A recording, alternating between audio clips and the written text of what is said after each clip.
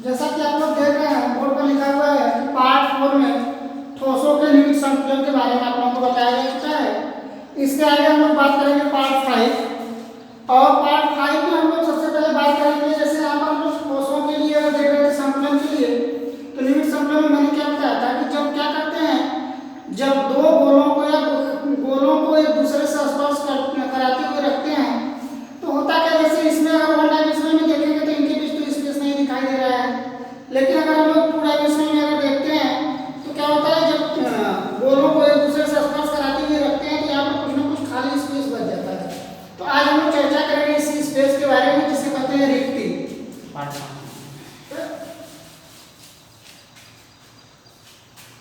5। तो सबसे पहले हम लोग चर्चा करेंगे रिक्ति क्या होती है या होल्स जिसे कहते हैं क्या होता है। यानी देखिए आपका ये चैप्टर सॉलिड स्टेट आपका खत्म होने वाला ही है, क्योंकि इस कोविड-19 की वजह से आधे चैप्टर कुछ में से इसमें से पढ़ चुके हैं। जैसे टाइप पी टाइप कंडक्टर्स क्या होते हैं, चुंबकीय गुण क्या होता है और कुछ अपूर्णताएं इसमें से पढ़ चुकी हैं आपकी। तो इसके बाद हम लोग बात करते हैं यहाँ पर रिक्ति के बारे में। रिक्ति या होल्स क्या होता है इसके बारे में हम लोग चर्चा करते हैं। रिक्तियाँ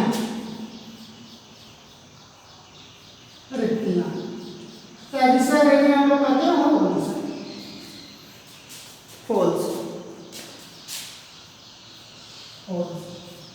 तो रिक्ति या होल्स होती क्या है, डिफिनेशन हम लोग क्या कहेंगे, जब क्या करते हैं किसी ठोस गोले को या किसी ठोस अवयवी कणों को एक दूसरे से स्पर्श कराते हुए रखते हैं तो उनके बीच में कुछ ना कुछ खाली स्थान बच जाता है। इन खाली स्थानों को हम लोग रिक्ति या होल्स कहते हैं।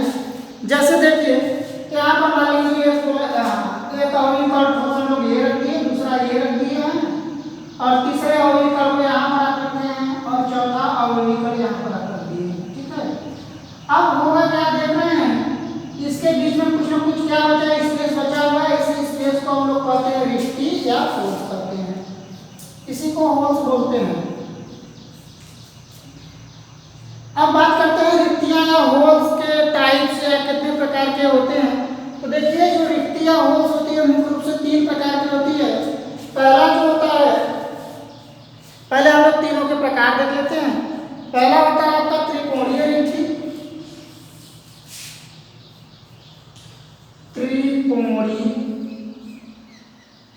त्रिकोणीय रिक्ति,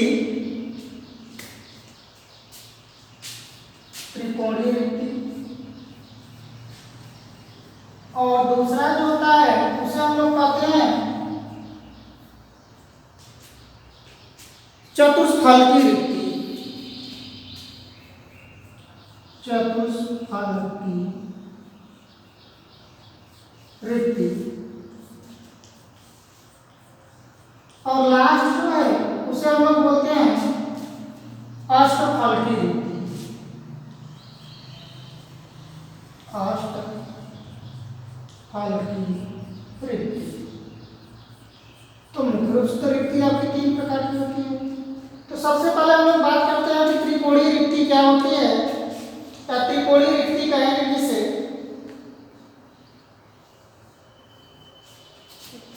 नाम से स्पष्ट है कि त्रिकोणीय रिक्ति आपका बनेगा कि जो हम लोग 3 अवयवी कण से एक दूसरे के पास स्पर्श कराए तो वहां पर जो रिक्ति बनेगी उसे हम लोग त्रिकोणीय रिक्ति कहेंगे। कोई भी 3 आपका ठोस अवयवी कण हो, चाहे वो परमाणु हो या अणु हो या तो आयन हो, अगर उसको हम लोग एक दूसरे से स्पर्श करा कर रखेंगे तो उसके बीच में जो स्पेस बचेगा उसी को हम लोग कहेंगे त्रिकोणीय रिक्ति। त्रिकोणीय का मतलब मैंने क्या होता है कि 3 कण को एक दूसरे के पास अगर स्पर्श करा कर रखते हैं तो उसके बीच में जो स्थान बच जाता है उसे हम लोग कहते हैं त्रिकोणीय रिक्ति।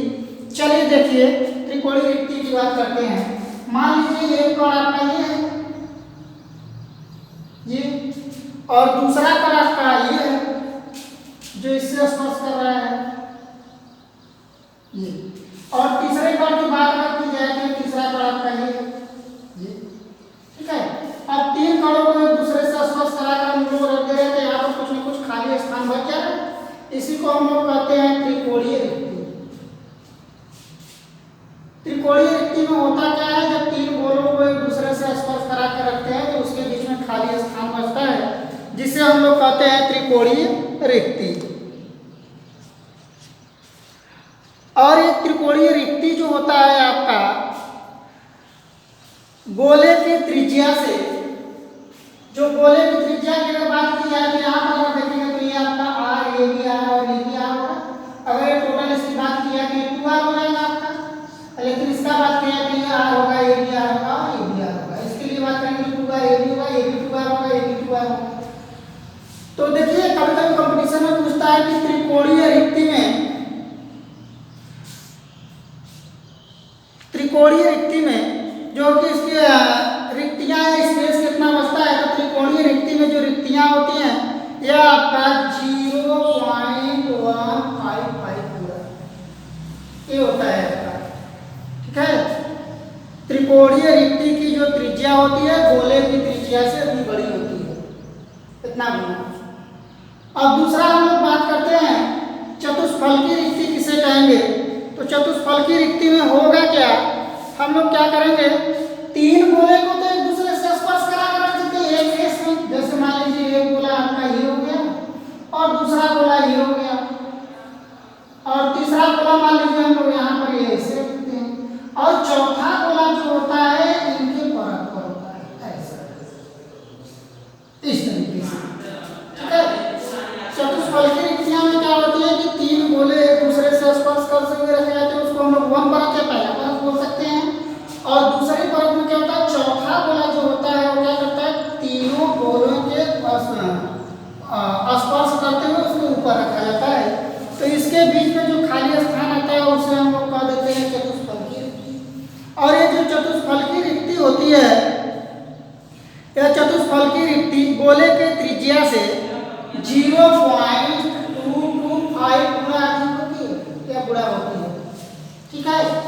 अब इसके बाद तीसरा हम लोग बात करते हैं अष्टफलकी रिक्ति। अष्टफलकी रिक्ति किसे कहेंगे, अष्टफलकी में देखिए क्या होता है, कभी भी कोई अष्टफलक होगा तो उसका आप लोगों को देखेंगे तो 6 ही फलक दिखाई देंगे, इसको आपको बताया जा चुका है, ठीक है। तो ऐसे होगा क्या, हम लोग करेंगे क्या, जैसे तीन गोले को एक दूसरे से स्पर्श करा कर रखेंगे, फिर उसके ऊपर दूसरी परत में तीन गोले को एक दूसरे से स्पर्श करा कर रख देंगे। जैसे मान लीजिए एक गोला आपका ये रखा गया और दूसरा गोला आपका ये है, ये, अब होगा क्या, इसके ऊपर स्पर्श करा करके तीन गोले को हम लोग रख देते हैं।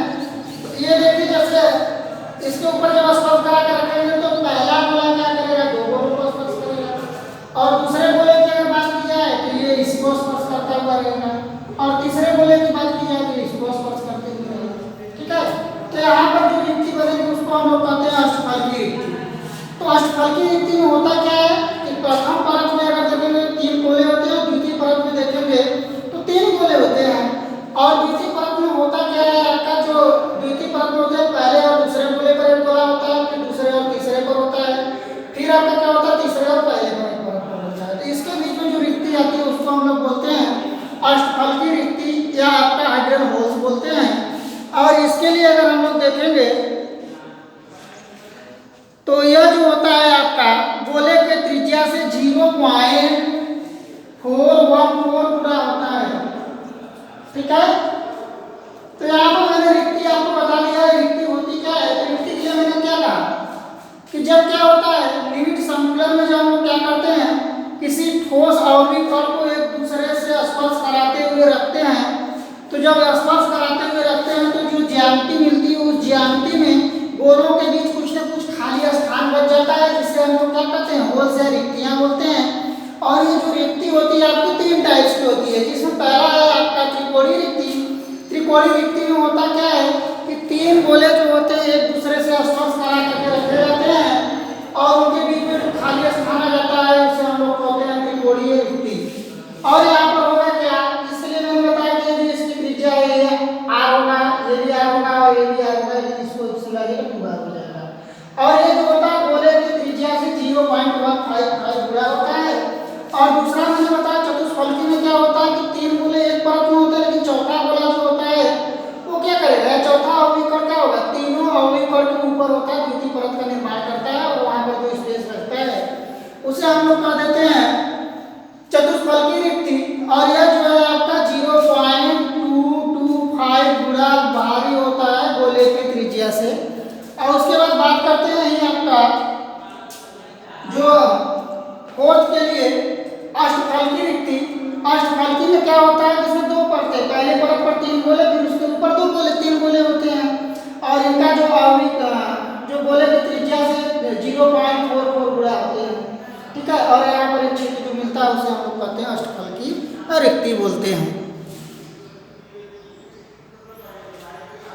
अब इसके बाद इसमें है आपको पढ़ना संकुलन क्षमता।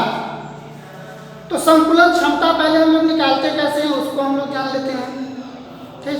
तो संकुलन क्षमता निकालने से पहले हम लोगों को कुछ चीजें जाननी है जो कि एक तरह से आपको याद रखना है।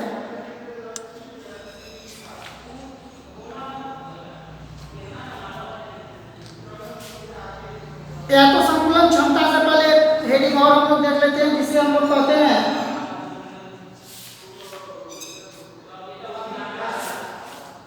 एकक कोशिका के परमाणु की त्रिज्या की कोर की लंबाई कितनी होती है। तो एकक कोशिका के परमाणु की त्रिज्या की अगर कोर की लंबाई की अगर बात की जाए तो ये देखिए तीनों के लिए अलग अलग होता है। इसको आपको याद रखना होगा क्योंकि आपका जो संकुलन क्षमता में इसका प्रयोग होता है और उसके अतिरिक्त सवाल भी कभी कभी पूछता है। तो देखिए मैंने क्या कहा कि हम लोग बात करेंगे एकक कोशिका में परमाणु की त्रिज्या, परमाणु त्रिज्या है कोर। एकक कोशिका में, एकक कोशिका में परमाणु त्रिज्या, परमाणु त्रिज्या एवं कोर, ठीक है, ये बात करते हैं। तो देखिए पहला जो होता है सरल घन जिसे हम लोग कहते हैं क्यूबी या जिसे हम लोग शॉर्ट में लिखते हैं एससी। तो इसके लिए देखिए जो आर इक्वल होता है त्रिज्या होती है आपका d/2 होता है, ठीक है। तो सबको पता है कि जो डायमीटर होता है वो डायमीटर का आधा जो होता है उसे हम लोग त्रिज्या बोल देते हैं। और इसके बाद या ये भी मान लीजिए इसको हम लोग जो डायमीटर है उसको हम लंबाई को मान लेते हैं ए, ठीक है। तो ये आपका हो जाएगा a/2 होता है। और दूसरा जो होता है आपका जिसे हम लोग कहते हैं BCC, जिसे कहते हैं बॉडी सेंट्रेट, ठीक है, या अंतर बोलते हैं। और इसके लिए अगर देखेंगे तो ये आपका होता है d बराबर आपका डायमीटर के लिए अगर देखेंगे तो a/3/2 और r के लिए तो आपका सेम होगा d/2 ही होगा, r तो हमेशा सेम रहेगा, ये तो चेंज नहीं होगा, ठीक। और इसके बाद देखते हैं हम लोग तीसरा जो होता है हम लोग जिसे कहते हैं FCC, FCC फेस सेंट्रेट। फेस सेंट्रेट के लिए आपका होता है d इक्वल टू आपका हो जाता है, ये होता है a/√2 और r इक्वल टू ये होता है आपका d/2। या तो यहाँ पर हम लोग क्या कर देंगे d का वैल्यू रख देंगे तो ये आपका कितना हो जाएगा a/2√2 ये होता है, ठीक है।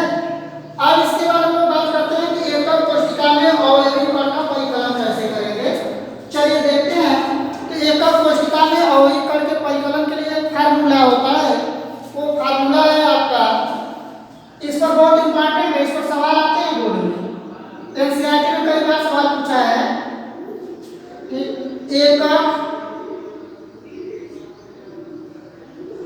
कोशिका में, एकक कोशिका में या एकक कोशिका के घनत्व का परिकलन, घनत्व का परिकलन। तो एकक कोशिका में इसका परिकलन करते कैसे हैं, ये आपका या तो अगर साइड बुक में देखोगे तो लिखा है ρ इक्वल टू या एनसीईआरटी में लिखा है d इक्वल टू, ठीक है। ये आपका फार्मूला होता है z * स्मॉल m के बटे 1u, ठीक। या इसी को हम लोग कहते हैं ρ/d इक्वल टू। अब देखिए इसका डेरिवेशन नहीं पूछता है आपसे, बस इस पर सवाल पूछता है। ये आपका हो जाता है z * M/NA और ये आपका 1u तो रहेगा, ये फार्मूला होता है। तो यहाँ पर इसमें हम लोग को ये पता हो जाए कि कौन क्या क्या है, चलिए देख लेते हैं। तो यहाँ पर देखिए आपका जो है जो जेड होता है, ये जेड जो है एकक कोष्टिका में परमाणु की संख्या है। एकक कोष्टिका में परमाणु की संख्या। तो ये चीजें देखिए कभी कभी सवाल में नहीं देता है, लेकिन आपको याद रखना होगा, बहुत सिंपल है। देखिए CCP के लिए या FCC के लिए जो परमाणु की संख्या होती है वो 4 होती है, और दूसरा जो हम लोग बात करते हैं BCC के लिए जो परमाणु की संख्या होती है 2 होती है। ये आप अपना ध्यान रखेंगे। तो जेड का मान आप जैसे मान लीजिए CCP में सवाल पूछ रहा है या FCC में पूछ रहा है तो जेड का मान 4 रखेंगे, और BCC में पूछ रहा है तो जेड का मान हम लोग कितना रखेंगे, 2 रखेंगे।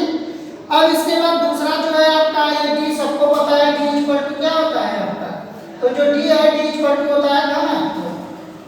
ठीक, अब इसके बाद इसमें क्या बचा है ए, तो ए देखिए जो होता है 4 की लंबाई होती है।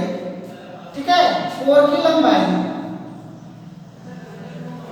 4 की लंबाई। अब उसके बाद इसमें क्या बचा है आपका एम, तो एम जो होता है परमाणु का द्रव्यमान होता है, परमाणु का द्रव्यमान। तो कभी कभी देखिए होता क्या है आपका,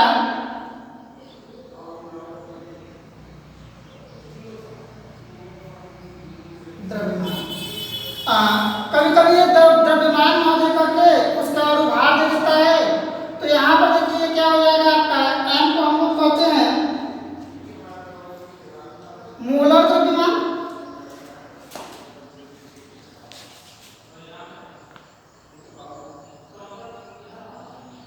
मोलर द्रव्यमान। जो एम होता है आपका होता है मोलर द्रव्यमान। द्रव्यमान कह सकते हैं या भार भी कह सकते हैं। ठीक है, और इसमें क्या बचा आपका, जो एन है, एन ए तो सबको पता है किसे हम लोग क्या कहते हैं, अवोगाद्रो नंबर, अवोगाद्रो नंबर या संख्या। ठीक है, यहाँ पर जाके फार्मूला हम लोग और लगा देते हैं, मेन तो यही है। और अवोगाद्रो संख्या का जो मान है सबको पता है कितना होता है, 0.6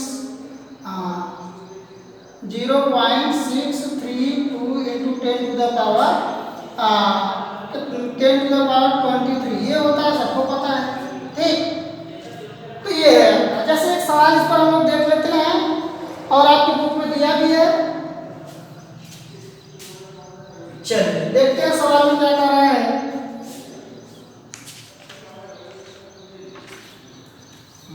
करा सिल्वर CCP जालक बनाता है। एक्स किरण विवर्तन के अध्ययन द्वारा ज्ञात हुआ कि इसकी एकक कोष्टिका की लंबाई, एकक कोष्टिका की लंबाई आपका दिया हुआ है 408.6 पिकोमीटर, और सिल्वर के घनत्व तो पूछ रहा है और द्रव्यमान दिया हुआ है। अर्थात आपके बुक में दिया हुआ है, जब लंबाई दिया हुआ है तो ए का मान दिया हुआ है, और ए का मान दिया कितना है 408.6, और उसके बाद द्रव्यमान मतलब छोटा एम बराबर आपका दिया हुआ है, क्या कर रहा है, परमाणु द्रव्यमान दिया हुआ है। परमाणु द्रव्यमान दिया है तो कैपिटल एम का मान दिया है, ये दिया है आपका परमाणु द्रव्यमान, तो कैपिटल एम का मान दिया हुआ है। ये दिया हुआ है आपका 160.9। ठीक, और इसमें आपसे डी पूछ रहा है, डी पूछ रहा है क्या होगा। तो देखिए हमारे फार्मूला में क्या क्या है, यहाँ पर देखिए एन का मान दिया है और ए जो है उसका मान दिया हुआ है। एन ए का मान मैंने बताया कि इसको हम लोग रख लेंगे। अब यहाँ बात आ गई कि डी आपको निकालना है, तो जेड का मान क्या रखेंगे। देखिए CCP और FCC के लिए जेड का मान कितना रखेंगे, 4 रखेंगे। तो चलिए हम लोग फार्मूला में इसको फिट कर देते हैं। डी इक्वल टू आपका हो जाएगा ZM अपान AQ इंटू NA। ठीक है, अब करेंगे क्या, हम मानक देते हैं तो जेड का मान 4 रखेंगे, और यहाँ पर देखिए आपका कैपिटल एम में हम लोग करेंगे और ये कैपिटल एम। तो इसके बाद क्या हो जाएगा, इसका वैल्यू आपका कितना दिया हुआ है 160.9, और उसके बाद ए का वैल्यू दिया हुआ है आपका 408.6, क्यूब कर देंगे इंटू, और मैंने इसका वैल्यू बता दिया आपका कितना है 6 10 के घाते 23, ठीक है। 6.023 होता है ये वैल्यू, थोड़ा कंफ्यूजन हो गया देखने में। देखिए 6.022 या 23 इंटू 10 के घाते 23 ये होता है, ठीक। तो ये मान हम लोग रख देते हैं 6.023 इंटू 10 के घाते 23, ठीक। इसका कैलकुलेशन अगर करेंगे तो हम लोग को डी मिल जाएगा, ठीक। तो जब इसका कैलकुलेशन करेंगे तो ये आपका आएगा 10.5, ठीक है। ग्राम सेमी, ग्राम सेमी, ठीक है, इस तरीके से।